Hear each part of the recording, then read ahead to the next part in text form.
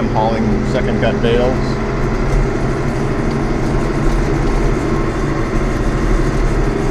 This tractor is an International 1086, the International loader, 1978, I think. So the loader, the bucket and grapple fork combination is not big enough for today's size of bales, but we make it work most of the time.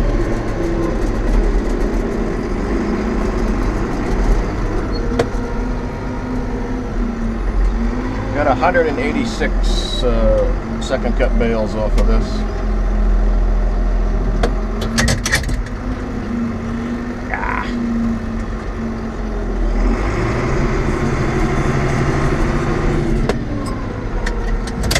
And there was 767, I think, first cut bales, so it got a little dry.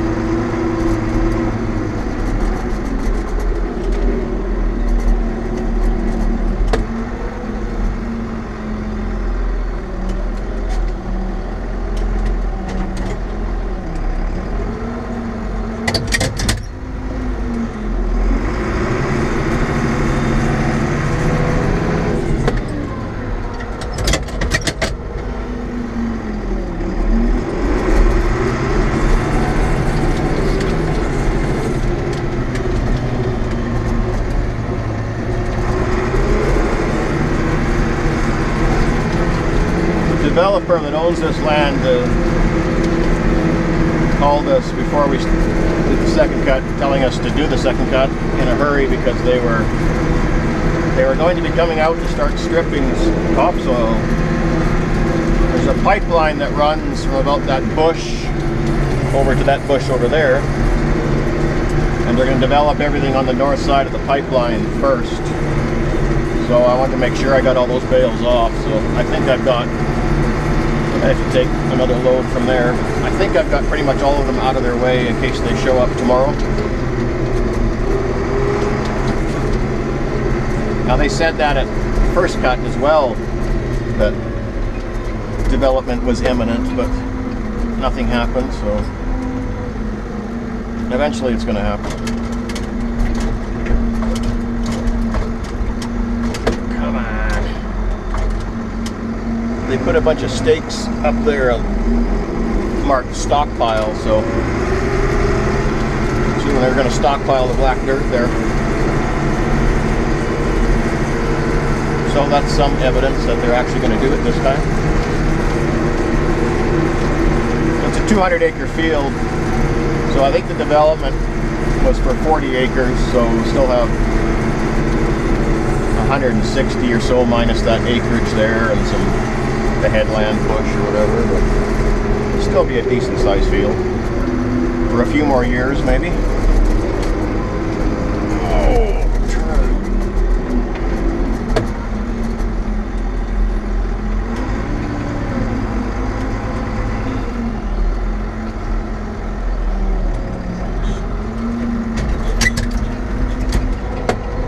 Bale seems a little heavy. The only bad part about this land is its location in the town limits, and the bad part is hauling bales. It's people just lose their mind, and I've been ticketed and fined.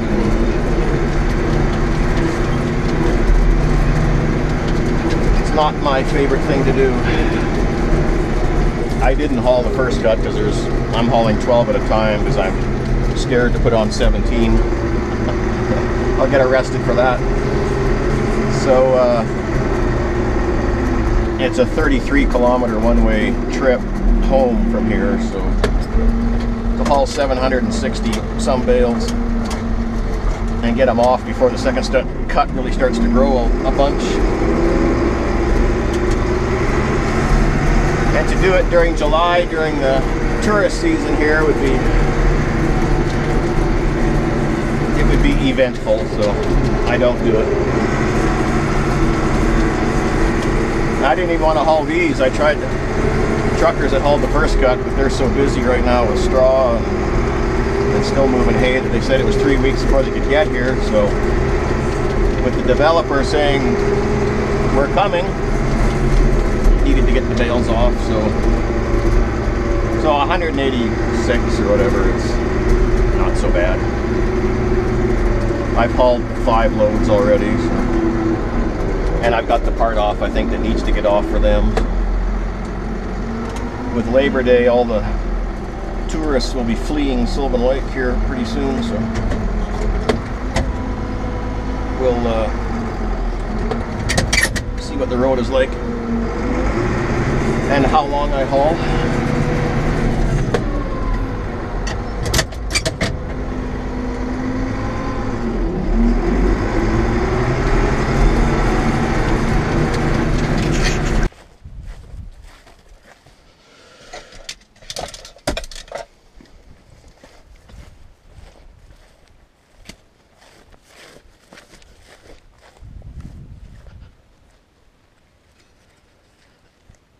I got stopped for not strapping every row. My understanding with bale extensions on the trailer like this, and then hauling the bales pipe style, you don't need to strap. Commercial haulers don't.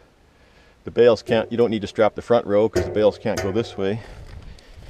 You don't need to strap the sides because of the bale extensions.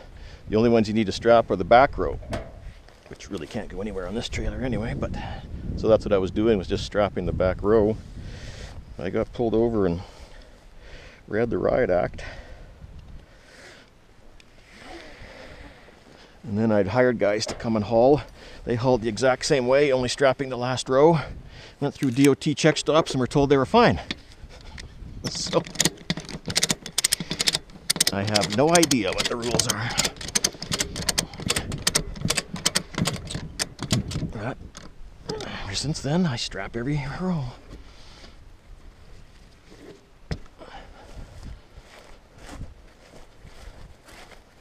And I'm real happy about it.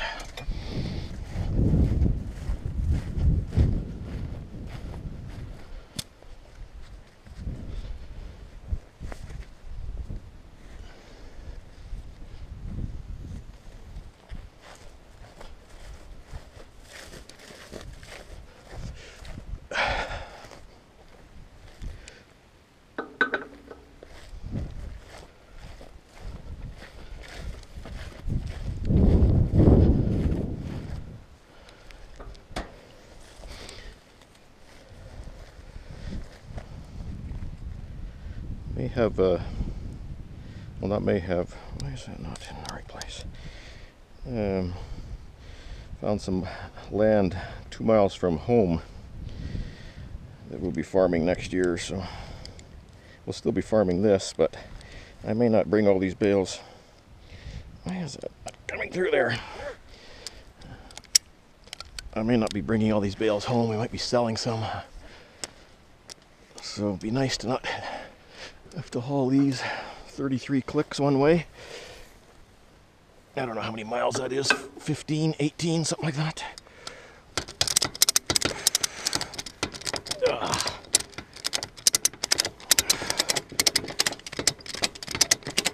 Yuck.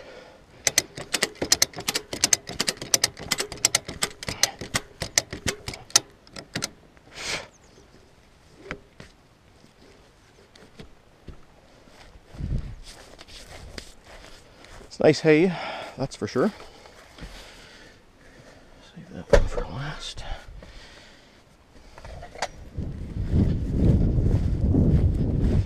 to haul 17 bales with a top kick pulling this trailer. I don't know what they weigh. That was the other question when they pulled me over. How much does it weigh? I don't know. I don't have a scale in the field. So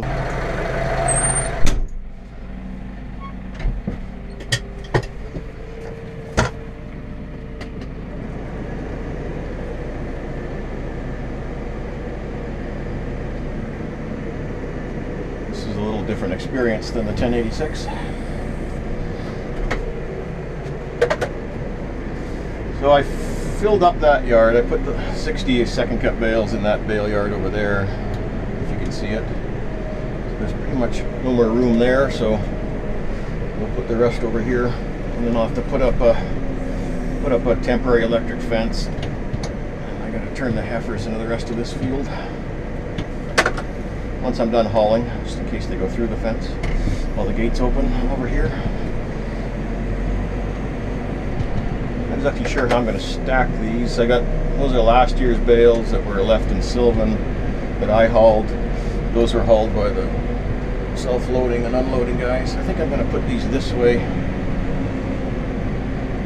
so I can get at those first.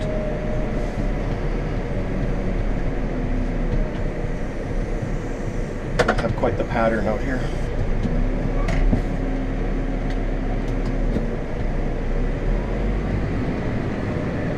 Parked too far away. So the roads were a little nutty. I don't think I'm going back. Labor Day, all the tourists are fleeing Sylvan Lake, so there's trailers, and this highway that we're close to goes out west past Rocky Mountain House. And there's RVs and trailers and people everywhere, and they don't like me on the road, so I will oblige them and stay off. I'll go watch the football game instead. I got everything cleared in there that needs to be cleared for that developer if they show up. The rest can wait till tomorrow.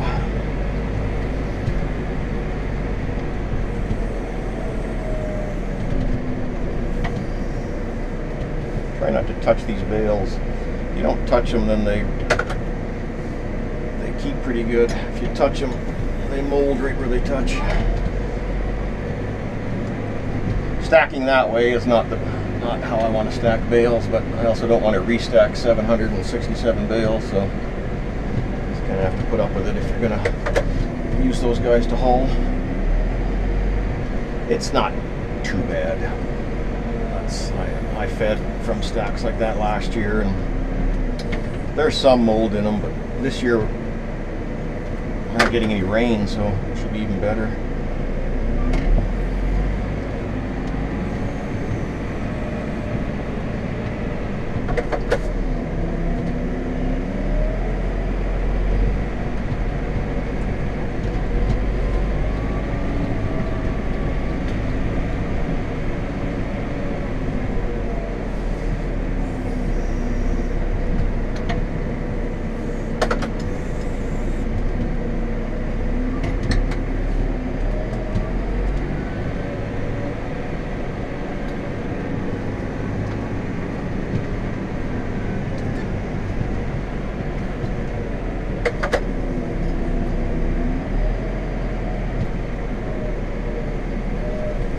We haven't had any rain. Oh, I don't know. Last time we've had rain, we've had 8 inches for the year. And that was pretty much all in May and June.